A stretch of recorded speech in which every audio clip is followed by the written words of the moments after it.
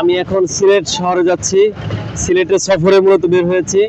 তো এখন আমাদের সফরটা যাত্রা বিরতি করেছে। এখন আছি আমরা ব্রাহ্মণবাড়িয়া লাল শালুক রেস্টুরেন্টে। এখানে একটা হোটেল এবং রেস্টুরেন্ট আছে। এখানে ইচ্ছে করলেই মানুষ খানা খেতে পারবে। তো আমাদের এই সফরটা খুব ইনশাল্লাহ আনন্দদায়ক হবে, আপনারা দোয়া করবেন। আর প্রচণ্ড শীত আছে।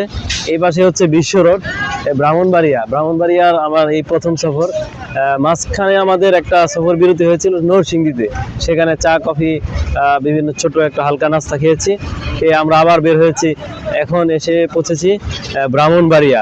খুব ভালো লাগছে, কিন্তু খুব শীত। প্রথমে ভেবেছি শীত নেই, ঢাকাতে কিন্তু খুব একটা শীত নেই।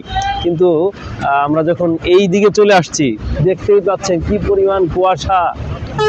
গাড়ি যখন চলে তখন সামনে শুধু কুয়াশা আর কুয়াশা দেখা যায়। তো যাই হোক, আপনারা আমাদের জন্য দোয়া করবেন, সফরটা যেন খুব নিরাপদ হয় ইনশাল্লাহ। সম্ভবত আমরা ফজর নামাজটা গিয়ে ইনশাল্লাহ সিলেটে গিয়ে পড়বো। তারপরে ইনশাল্লাহ চা বাগান, জাফলং, তারপর শাহজালাল মাজার, এরপর বিভিন্ন ধরনের দর্শনীয় স্থানগুলো আমরা ইনশাল্লাহ দেখব।